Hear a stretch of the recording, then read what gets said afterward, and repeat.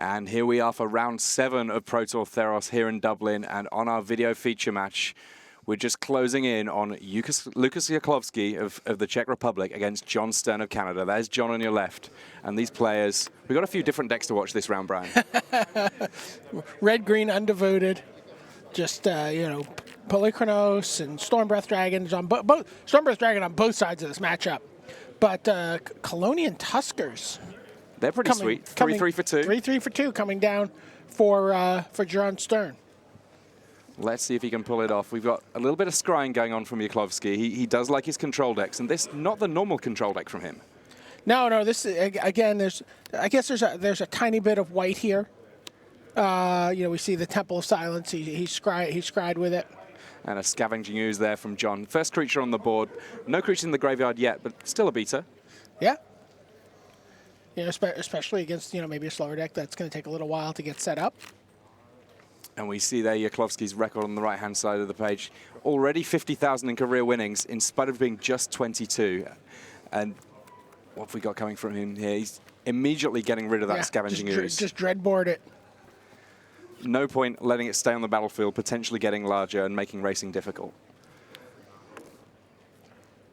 So there you see Scavenging Ooze, but let's take a look at the other cards in these players' hands. You know, for Jon Stern, you see a stranded Colonian Tusker. He does not have a second green. You know, by the way, that Boon Satyr and the Polychronos are also stranded. Meanwhile, on the other side of the table, this is the hand that Jaklovsky will be adding cards to as he's cast the Read the Bones that he was holding. So already before the Read the Bones, he had a pretty solid hand. He's got the mana, he's got a big threat, and then he's got ways of controlling the board. And it's only got to get better with Read the Bones. It's the sort of card I was normally expecting to just play in Limited, but really excited to see it in Constructed too. Yeah, we've seen it in the black-white control decks. Now we're seeing it in black-red.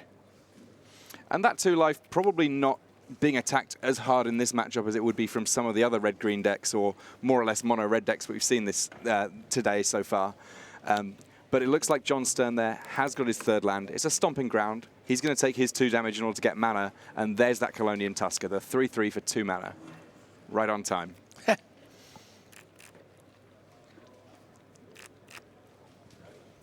See a fistful of cards. And it looks like there's the Desecration Demon there from Jaklovsky. So the 6/6 flyer going to demand an answer of some kind from Jon Stern. And Jon still a little bit tight on mana, possibly going to have a little bit of trouble here, but there's the extra forest. It looks like he's cooking with gas now. He's got the options in terms of what he wants to do. And is it just a matter of plopping down Polychronos here and saying, you know what, sooner or later I'm going to have the biggest creature on the board?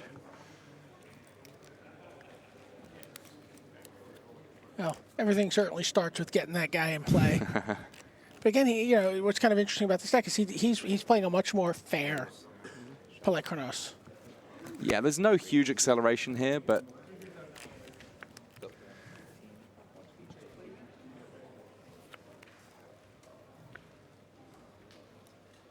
he kills the Desecration Demon. Yep. So it looks like Desecration Demon dealt with pretty quickly and easily there, but Rakdos Return dealing with the entire rest of Jon Stern's hand. A card we saw a lot of at the World Magic Cup. I mean, it's funny to me that it took as long as it did for us to see much from Rakdos Return, because whenever you do get to play it, it's a huge, huge play. And we see here that now Jon Stern basically living off the top of his deck. And Jaklovsky, all of the options available to him. He's a little bit behind on the board, but this is a control deck after a fashion, and he will be able to win back a little bit, even though for now he's just building his hand with another Read the Bones there.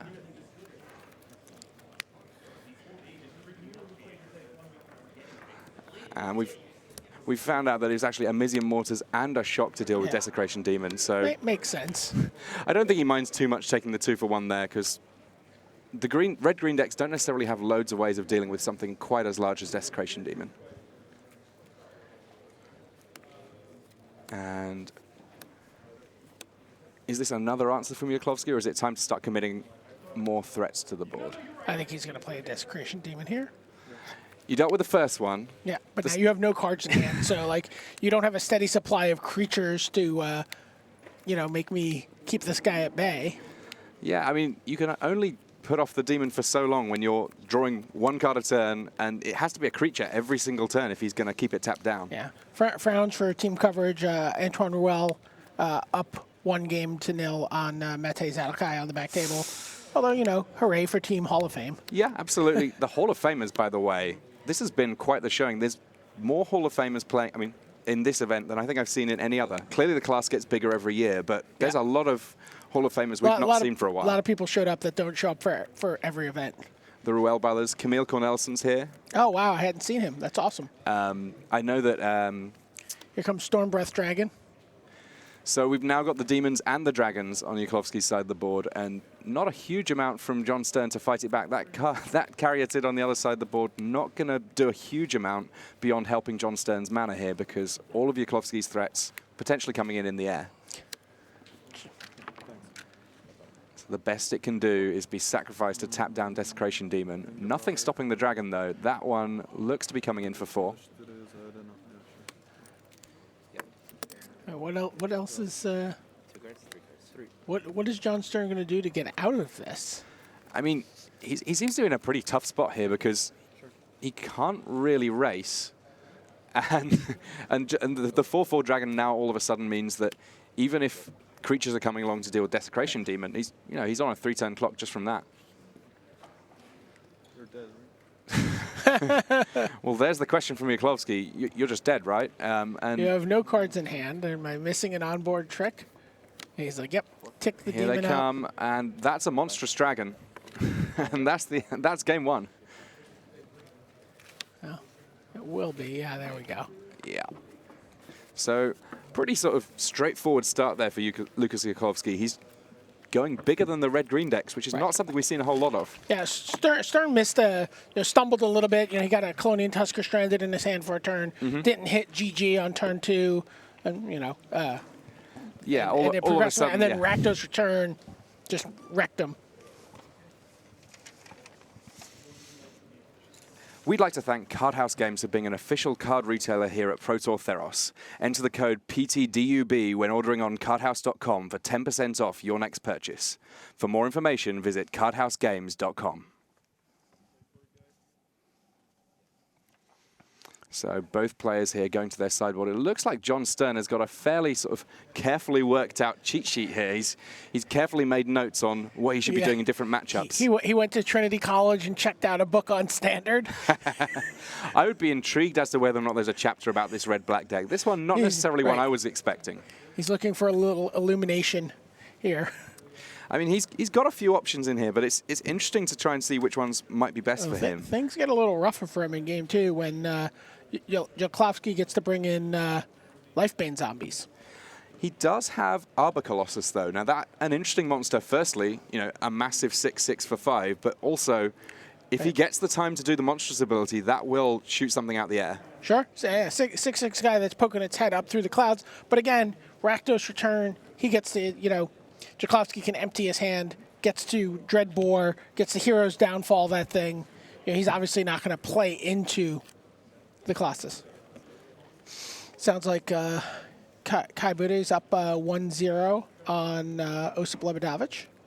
Kai there doing what he does best, winning at Magic the Gathering. Yeah, and then to the surprise of no one, Christian Calcano and Stanislav Sivka are still playing game 1. Tense matchup, that one. Yeah. They'll still be playing as we get close to time being called, as my guess. I mean, both methodical players. They both like their control decks, and I think they both like their Esper decks, right? Yeah. I mean, Sivka's one of the people that we would see just going, you know what? I'm going to try and deck you with just Planeswalkers. And let's not worry about this red zone nonsense. Right. Both of them just trying to hide behind Ashioks. Ashioks all over the place, doing what they do best. Yeah, go for it. And each player shuffling up here, making sure that they have... It looks like they've finished with their sideboarding here, so just figuring out what they need to do for I think Jon Stern's loaning some dice to a judge. I'm not sure. I mean, sometimes judges need to figure out random numbers, which is fair enough. We get a magnificent shot of the hall. Still lots of people playing. People want to get to X and 4 to make day 2. Absolutely, yeah. I mean, just 2 rounds left today, so some people will have more work to do than others. Yeah. But yeah, everything to play for. And spinning round, we get to see our full feature match area here. Great to have 4 feature matches in. Hopefully we'll get a chance to see a few more of the other tables in this. Oh, I'm sure we'll have time. Kind of hoping we get to see a little bit of Kai versus Osip, but if Kai's already 1 game up, then I guess that might not be a possibility.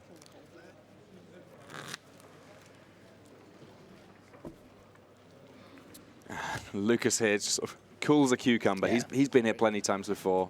Pass it across. Quick shuffle. Let's see what our 7 looks like.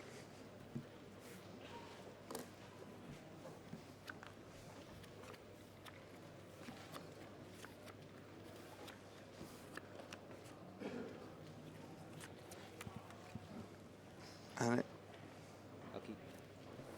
looks like we got a little bit of a mulligan here from Lukas. Not quite happy enough. There was a wry smile as he looked at his hand. Potentially an easy choice for him. Sometimes you get the hands where it's like, well, I've got 2 lands and just not quite the right action. And sometimes it's just the easy, well, there's 7 spells here. At least I don't need to think too hard about this one. I can needle you a little bit, just a little bit of play acting perhaps, get the Oscar noms in. And a stern face there from the other side of the board. Yes. On, no matter how you slice that. So let's take a look at Lukas Jaklovsky. A little bit more about him. I mean, this is a player who's had quite a bit of success, both individually, and he's been on the national team a number of times, I believe. Oh, yeah. He's, he's got a 6th at Worlds in 2010. He's got 4 more top 32s, and he was 9th place at Pro Tour Dark Ascension. Ooh, always a tough cut, that one. Yeah, but yeah. So, it's a top 8 and, possibly a virtual top 8.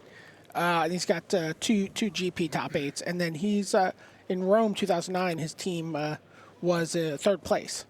He's really young. Yeah, I hadn't realized quite how young he is. So, what, 2009, he'd have been a teenager. Yeah, he's only 22 now. and he feels like a fixture on the Pro Tour. Yeah. He's just been around forever. And yeah, still plenty to see from Lukas. Like, I'm not sure we've seen the best of him yet, which is saying something because we've always seen a lot of very good Magic. Yeah, he's got 139 lifetime pro points. I mean, he's, he's going to be, Hall of Fame eligible at some point. Absolutely, and he's again got a Dreadboard. This time the Colonian Tusker came down on turn 2 from Stern, so a slightly better start for Jon Stern here, but still not able to apply the amount of pressure he perhaps really wanted to with that 3-3 for 2.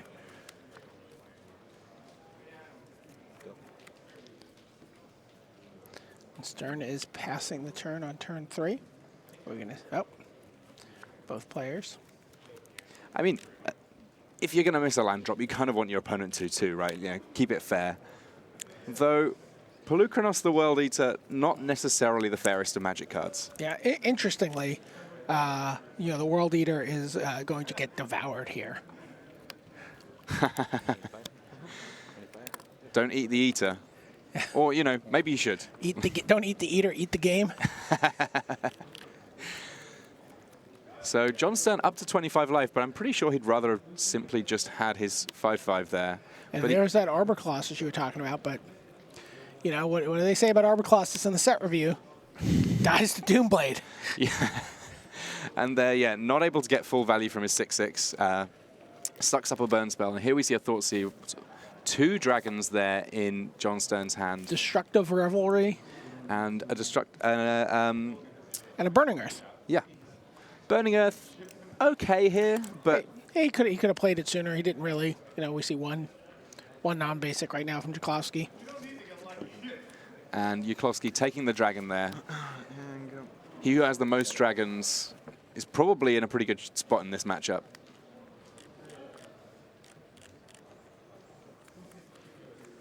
So no point holding much back here from Stern now. Jaklovsky knows exactly what he's working with, and still stuck on 3 lands. This might well be the time to sort of...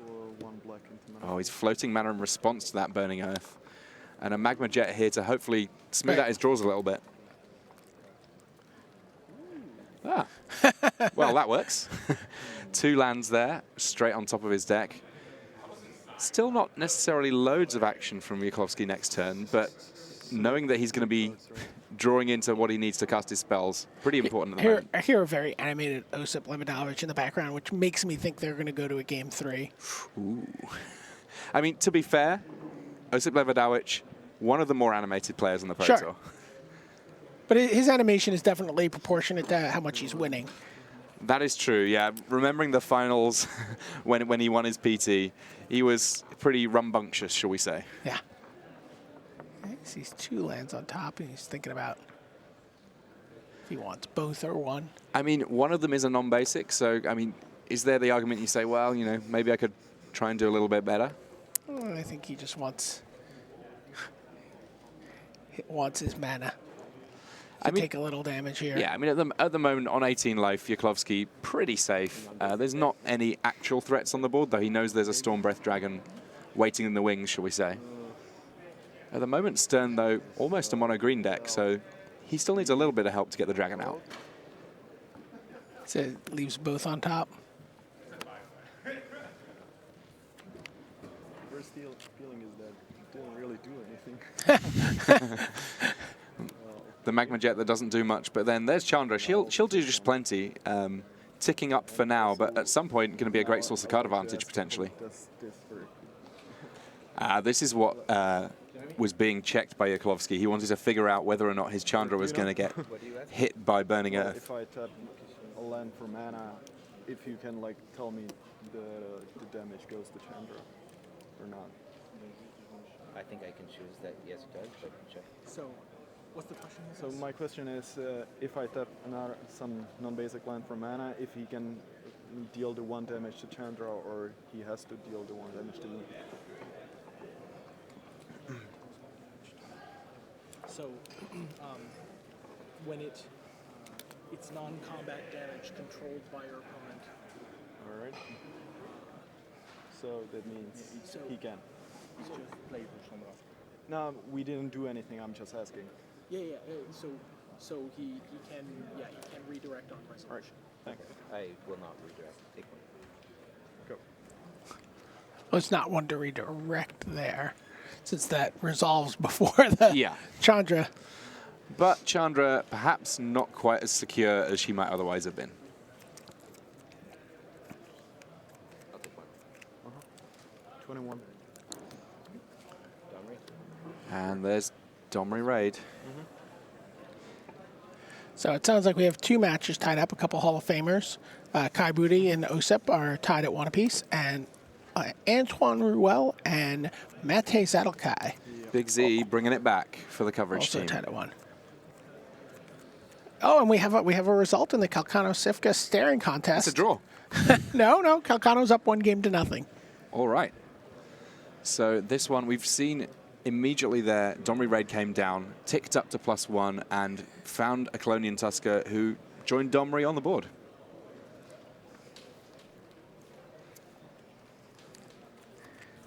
I was curious if Zadelkai was going to... I mean, Jaklovsky was going to scry there since he knew he had that land on top.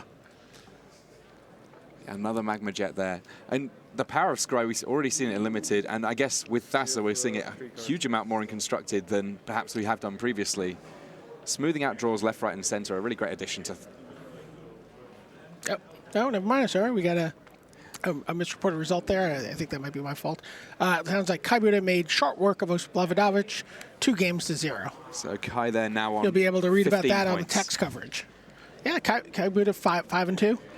I'm always excited when I hear about Kai and John and like some of the players 5-2, that were, guaranteed to be playing on day 2 now. yeah, like love seeing them do well. Like these were the players that were great when I was first starting to follow the Pro Tour. Turns out they're still great now. Who knew?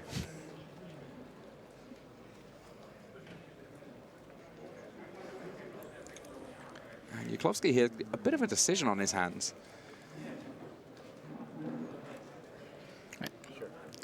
That's the Magma Jet. Has a little look. It looks like he sees a couple of Lifebane zombies. Well, they're pretty good in this matchup. Although he knows there's some information about what's in Stern's hand right now. Yeah, I mean, ultimately, he kind of wants to get his side of the board sorted out before the second red mana source comes for Jon Stern, because Stormbreath Dragon could be quite a big issue here. Well, I believe, let's take a look at what he's holding in his hand. But I believe, oh, he has a Hero's Downfall. I thought he may have had another Devour Flesh. But Jaklovsky has Stormbreath Dragon and Hero's Downfall. Whereas for Jon Stern, we see Sylvan Caryatid, Boon Satyr, Stormbreath Dragon, Destructive Revelry. And that's a Scavenging Ooze that's just come off Domri And a Raid. Scavenging Ooze, okay. Domri Raid doing good work here, and when you see Planeswalkers ticking up on both sides of the board, Yeah. it's a kind of like a 2-on-2 match that's going on here.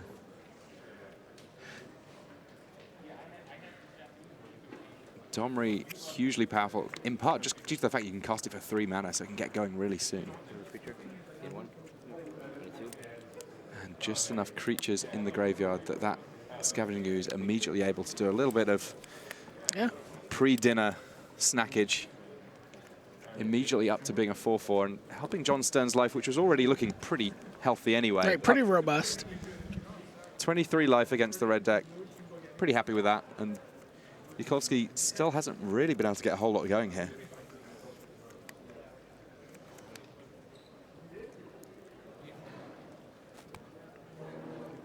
He does have the Stormbreath Dragon. He can just swoop in and take out the Planeswalker if he wants.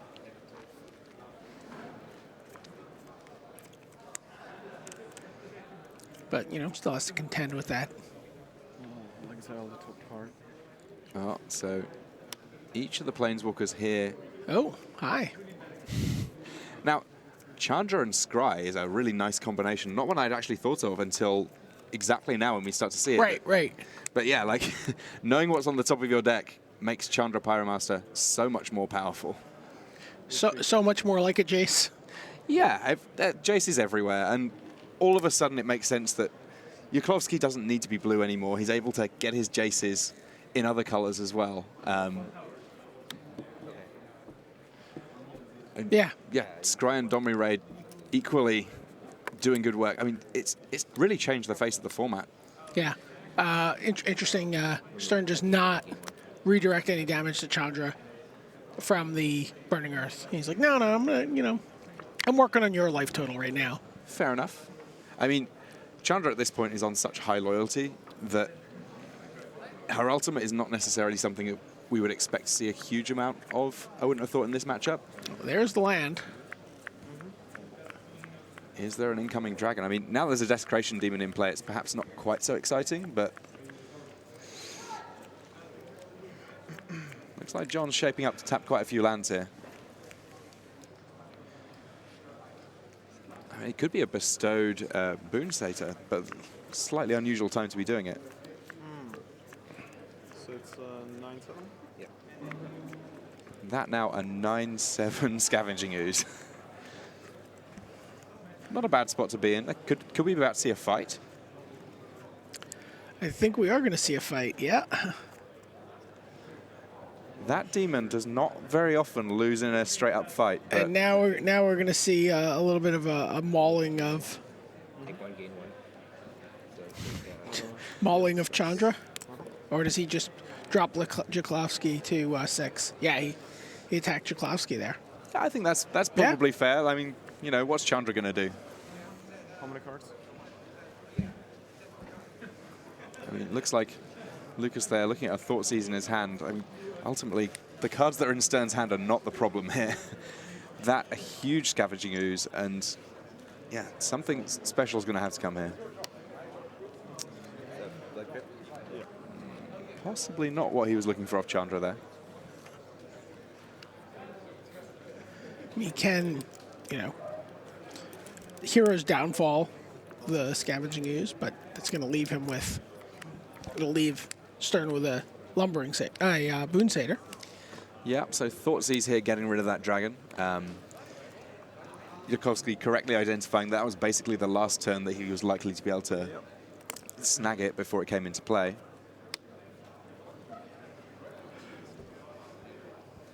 Plays the land.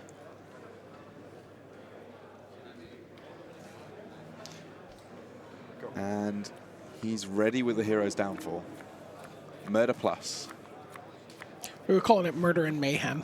Split card. Oh, I like that. Kill target creature, kill target planeswalker. Yeah, it's okay. And there another Arbor That was Colossus. an Arbor Colossus. Arbor Colossus, when it comes down on turn 5, I've had this happen to me in draft, one of the most horrendously big monsters that you can expect to see. The green creatures in this set, truly massive.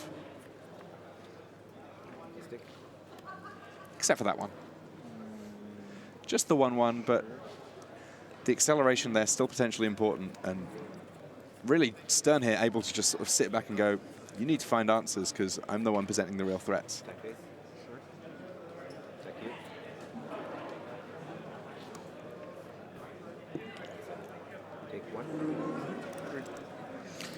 Lucas keeps pointing at that, at his planeswalker like, you want to redirect some damage over here? All right, go team coverage. Sounds like Matej Zadelkai just won 2 games to 1 over Antoine Ruel. Antoine started strong, but it was Big Z that finished things off. So, yeah, the Hero's Downfall takes out the base creature, but leaves a Boon Satyr behind, and then Arbor Colossus joins the team. And Jaklovsky here, nope, Yep, he's doesn't not even look gonna he's show you got that what he card. needs. So, looks like we're going to have a game 3 here. Sweet. I mean, these are really interesting decks. It's kind of cool to me the fact that even though Devotion has clearly had a big impact on this Pro Tour, there's lots of different ways to go in this format. Yeah, I mean, it's interesting, right? You see cards like Pillowed Chronos being played, Arbor Colossus, and you're like, oh, well, obviously they have all that mana from the Devotion.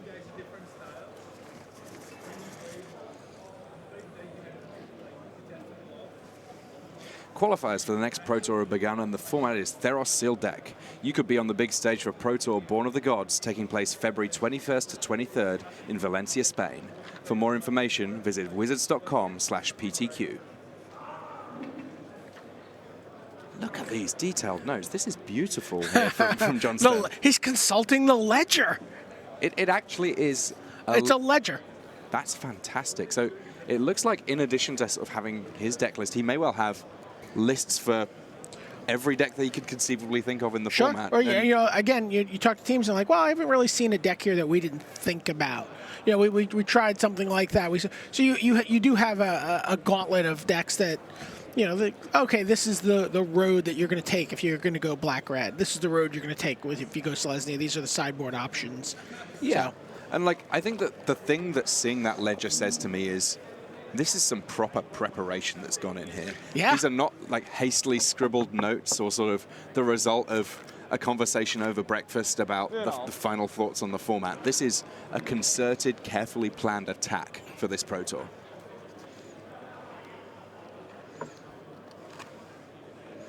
So Scavenging Ooze did the bulk of the heavy lifting for Jon Stern. There. Let's take a look at the rare card from Magic 2014. It's a 2-drop that can eat graveyards, and as we saw, grow to enormous size and gain huge, some life. I mean, the fact it's useful against aggressive decks or decks with strong graveyard strategies means that it's just always a pretty safe bet in any green deck at the moment. And it's also obviously very exciting to get this card in Standard. It had made a splash in Legacy after it was printed in the Commander product as a Commander exclusive card. It's one of the first cards we've seen make that jump from the Commander product to a core set and to see play in Standard. Yeah, it's kind of done the Benjamin Button. It starts off in the old formats and then gradually comes into the younger ones rather than the other way around. And very cool that some of those sort of special release sets that you have something a little bit different. That means that there can be cards that maybe they are a little bit pushed for some of the other formats. Yeah, and the ability, I'm almost not surprised because obviously the card's awesome, but it was a card that got was a lot more popular in the previous Standard because its ability to interact with cards that were decks that are trying to reanimate reanimator decks, things like that. Flashback. Yeah, or flashback, exactly. Snapcaster Mage. We saw Scavenging Ooze actually, make people cut back on their Snapcaster Mages in Amsterdam during Worlds Week because they're like, well, I just don't want to have a 2/2 flash creature that doesn't really do anything. But yeah, I mean, the oozes in the last few years in Standard have just been powerhouses one way or another. I mean, but yeah, this one does a huge amount of work, but even now when it's kind of being a much fairer creature in a way. It's just this guy that gets a little bit bigger over time, gains you a little bit of life here and there. Well, I mean, it comes down, it does something, and then it dies. It's perfectly reasonable.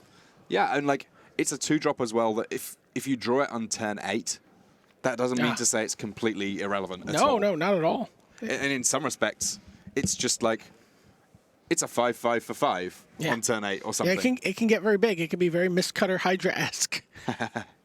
Mistcutter Hydra, of course, one that we've seen a huge amount of play with. Very, very powerful considering that there is a mono blue deck out there.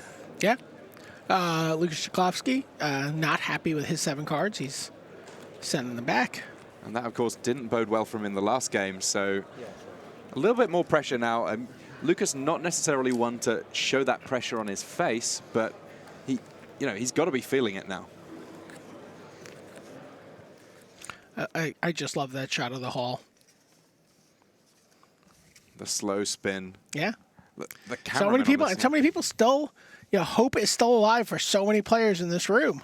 Absolutely, yeah. I mean, we got 1 round left after this today, and getting to the record you need to make day 2 on a Pro Tour, not easy. This is the toughest competition that you can face in Magic the Gathering.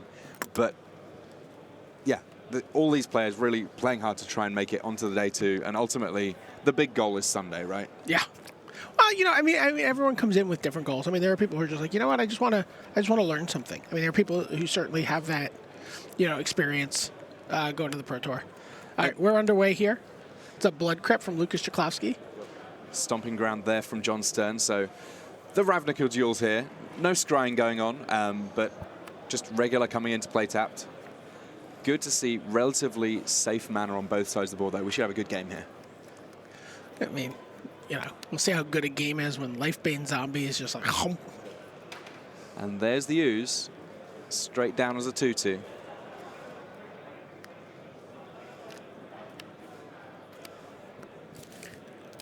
What do you got? He gets his pen ready. Well, there's a Boon Satyr and Pelucrinus and Arbor Colossus. So there's some targets here. What do you take, do you think, Brian? Probably taking that Pelucrinus. Yeah, I guess there's still a little bit of time to deal with some of the others. Boon Satyr can come down next turn, though, so maybe, that's also more than fine. And Jon Stern, he's not trying to be clever with acceleration. He's just going, I have more massive threats than you do, and with you being virtually any opponent in the room. And the ability with Boon Satyr to go over the top of a symmetrical creature. We see there is a Doomblade in Lukas Jaklovsky's hand, so he knows that he's got an answer to at least one more threat after the one that he takes with this Lifebane Zombie. And then, I guess, a Rakdos return to clear up the rest of Jon Stern's hand relatively soon. Yeah, maybe the Satyr is the pick here. Yes, I think it's certainly Satyr or Pelucrinus, but he's like, you know what, let's just get rid of this thing. Pelucrinus down. There will be no feasting on worlds, at least for now. He's like, yeah, I'll trade 2 for 1 with my Lifebane Zombie. Yeah, absolutely. I mean, he knows that Rakdos is going to be doing some good work relatively soon as well. And that looked like Amizium Mortars. So there's plenty of answers here in Lukas Jaklovsky's hand. I mean, the life total's still 20 for 20, but lots going on already in this game. Flash in a Boon Satyr at the end of the turn. Play a Senagos.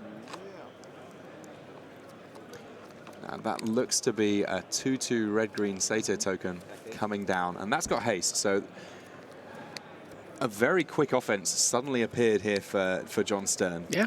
The velocity of the red-green decks is about as high as I've seen it with red-green. I mean, red-green obviously has a storied history at the Pro Tour. I mean, back when Zvi Moshewitz won in Tokyo, Ryan Fuller went undefeated in the Swiss with his very fast red-green deck, and the red-green decks here, not quite the same sort of style, but a lot of power from them.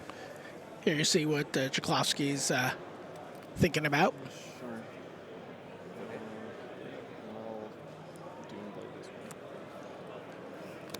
Doomblade there, taking out the Satyr. So just 2 damage here coming from the remaining Satyr in sort of mono Satyr aggro from Jon Stern at the moment. Now, of course, Rakdos Return here has the potential to deal with both the Planeswalker and the cards in Jon Stern's hand, as he can redirect the damage, right? Yes.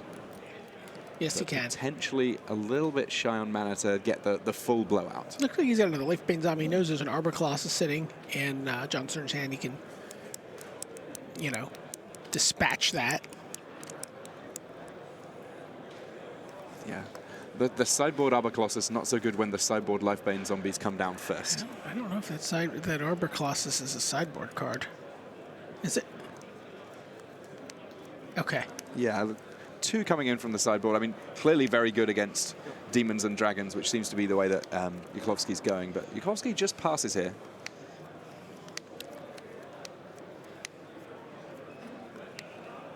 Hoping to get full value out of that Rakdos Return.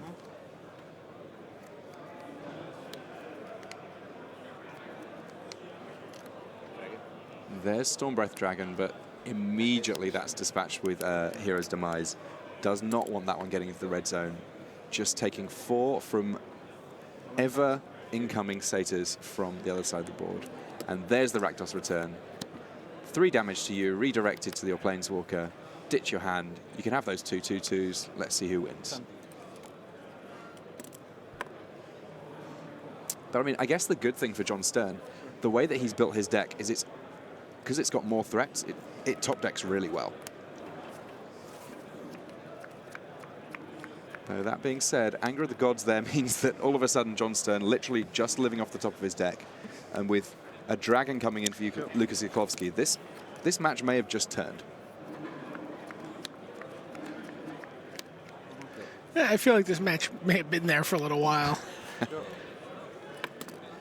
4-point chunks in the air. It's not going to take very long for Jon Stern to be finished off here, and we can see those cards in Jaklovsky's hand there. Doomblade and Anger of the Gods. This is a monstrous dragon here. Take 8. Eek. And there's the handshake. Lukas Jaklovsky wins 2-1 over Jon Stern. A big victory there. Demons and Dragons does it in the feature match area. Good old D&D. The thing is about this format is that the Rakdos Return is actually good against red-green. Yeah, it's really good against you. I don't know if this is good against you. It's not very good. Not very, and that this destroy target artifact enchantment. What do you want to hit with it? I just brought 1 in, because you had the Temple of Silence, so I can hit Kieran. So that, quite the match, though. We saw a full 3 games from some comparatively fair decks, I suppose, considering some of the other things we've seen in the format. But Lifebane Zombie there, what a powerful sideboard Yeah, card. I mean, we saw him, get the ideal 2-for-1. He's like, I'm going to take a creature from your hand. You're going to attack with your guy. I'm going to block. We're going to trade. Let's move along. Absolutely, yeah. And the fact that it's cheaper than a large proportion of the threats that are coming out of the green decks means that it's just the ideal answer. You know that you're going to be safe on turn 3 playing it out there, and when you've already got Thoughtseize, you know when's the right time to play it as well. Yeah, I certainly like the way Jaklovsky's deck played out. I'm curious how it plays out against the more unfair red-green decks that are capable of more explosive, dumping their hands onto the table early. Yes. Some of the capable of some of those more explosive draws. I think we're going to hear a little bit from Lukas Jaklovsky about his deck and maybe why he built it and what he was expecting coming into this tournament. I think Rashad's lining up a conversation with the young man from the Czech Republic. Oh, fantastic! But yeah, no, I really like this. I'm very excited about it. This is a deck I'll play on Magic Online. Every deck here is a pleasant surprise. Yeah. All right, let's go. Let's send it down to Rashad, who's standing by with Lukas Jaklovsky. Hey, Rashad Miller. I'm here with Lukas Jaklovsky. Now, I was noticing that there's a lot of similarities of the deck that you were playing here and the deck that Stanislav Sivska is playing over there. Did you guys work together on what you got? Well, basically, I didn't really play any game with the deck before this event. That was my actually first match here, the round 4, and I'm playing basically the same list as he does. With, I don't know, maybe he plays 2 cards different or something like that, and that's about it. Like he tested it for a few days with Ivan Floch, and that's about it. Like Now this means you may not have all the information that you need to answer the question that Brian David Marshall wants to know, which is, what are the other matchups like? How good or bad are the devotion matchups? Well, I actually have no clue about that. I mean, we are talking about the mono blue deck that we saw here. We didn't even know it exists before this event. Well, at least for me, that's true. Maybe it's not true for him, but he said he thought the deck is just so horrible he didn't even play test it or anything. So, I don't know. No? Well, maybe you'll just avoid it the rest of the day tomorrow, but we'll see. I'm sure you'll do fine. You'll do fine. Rashad Miller, let's send it back to the booth. Okay. Well, he didn't have a lot of information. He's like, look, someone handed me this really powerful weapon, and I started using it, and I started blowing things up. What can I tell you? It's a nice position to be in where you've got, Pro Tour winning friends who've worked on decks that can say, you know what? I'm going to hand you this one. It's pretty good. And, he's doing fine with it. So clearly it's working out so far. And realistically, his chances of dodging a devotion deck, pretty slim. Pretty slim. So we just saw how his deck fared against like a mid-range, leaning towards aggro deck. We're going to go down to the floor and take a look at how the same deck fares against Esper Control. Get a nice sort of 2-for-1 on finding out how this deck works. This is awesome. There you get a look at Stanislav Sivka on your right. Christian Calcano drawing a bunch of cards on the left. Drawing a bunch of cards on the right. There's an Underworld Connections in play for Stanislav Sivka. We're not going to be here very long, it looks like. Chris Calcano is up 1-0, and Stanislav Sivka, currently ranked 10th in the world, sitting on 3 life. Sivka, of course, the champion of Pro Tour, returned to Ravnica, but in a bit of a tricky spot here. I mean, the Esper decks don't normally kill that fast, but once Elspeth starts coming into play, it can get pretty messy fairly fast, and Elspeth immediately there, killing off a Desecration Demon, and there's Blood Baron of Viscopa. What you going to do about that, Stan? That's 9, right?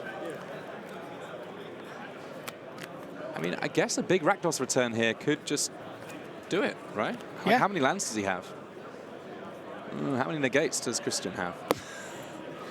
Well, the answer to that is 1 on the negate front. I guess 1's enough, though. There's definitely a Rakdos return for Stanislav Sivka. Not quite sure, does he have 11 mana? But it sure looks close. It's definitely close. Yeah, that's 11. It shows and him there's the negate. Yeah. And that's the game.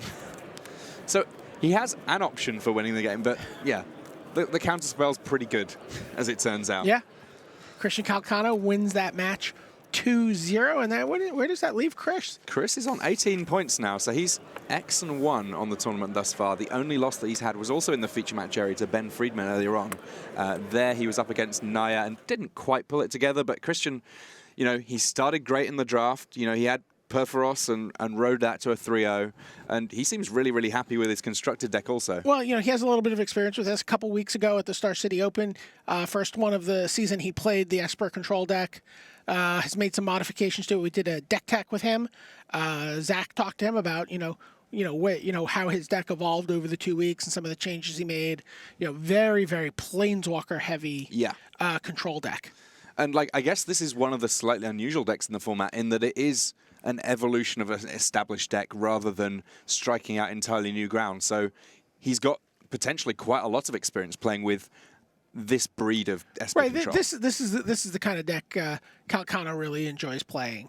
If he can't play with Doran, he's someone who likes casting the Sphinx's Revelation. I mean, absolutely, really, who doesn't? Yeah, I mean, Elspeth, a huge new weapon for these decks, though. I mean, being able to say, well, first off, I'm going to kill a creature, and then I'm going to make a million 1/1s. It's a slightly different angle of attack to the sort of Etheling plan. Were you surprised that a 6-mana Planeswalker has been able to have such a huge impact so quickly? But I guess we saw it with Garrick.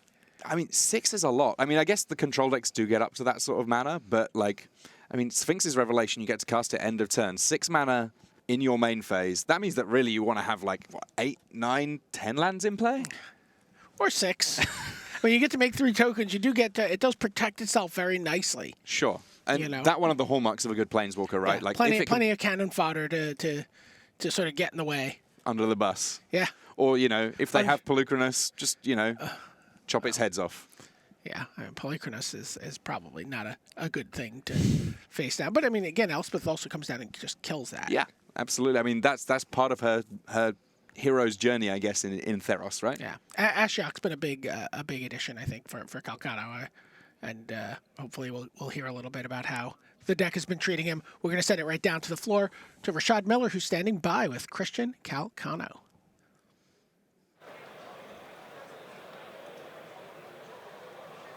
Hi, Rashad Miller, and I'm here again with Christian Calcano. Now, as I walked up to you with the microphone and let you know that I was going to ask you a question, you told me you thought you were going to lose that game. You can't believe that you won that game. Tell me what's so hard about this matchup, or is it something hard playing against Stanislav Slivka? Because you won that 2-0, and you stayed cool and calm again. So tell me, what had you so worried?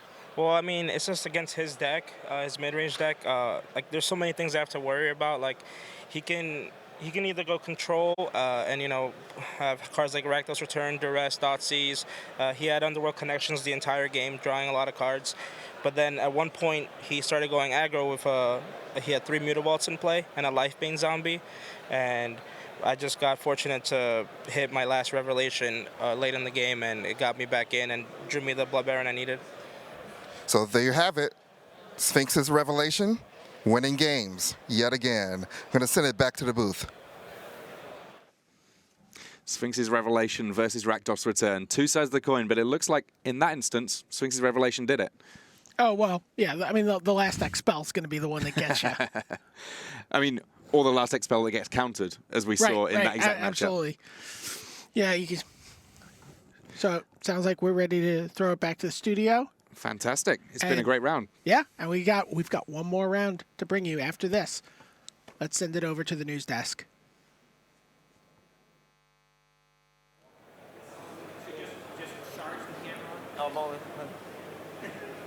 Hey guys, welcome back to the news desk. Marshall Sutcliffe here, and I've got some updates to bring you. Now remember, the list that we have for our current leaderboard, or current scoreboard, is not actually a true leaderboard.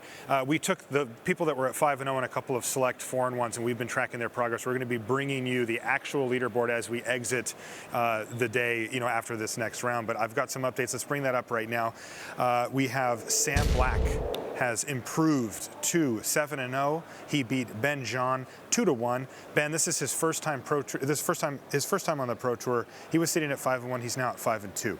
Huey Jensen played against Perez, also his first time. So these are, you come to the Pro Tour, you got to sit down against a newly minted Hall of Famer. Pretty rough. But Perez actually beats him. He is now 6-1.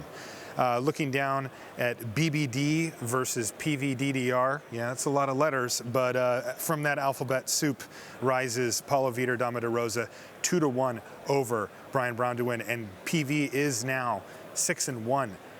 Dave Kaplan 2-1 over John Finkel to improve to 7-0 for team face-to-face games, and Pierre Dagan 2-0 beats Ben Friedman, and he is also 7-0. All right, so we're going to be keeping up with those for you as we go. And like I said, we're going to transition over to the actual true leaderboard as we exit our day one. We've still got one more round to bring you here, but before we do, I have Zach Hill over at the wall with Rob Doherty for a Deck Tech.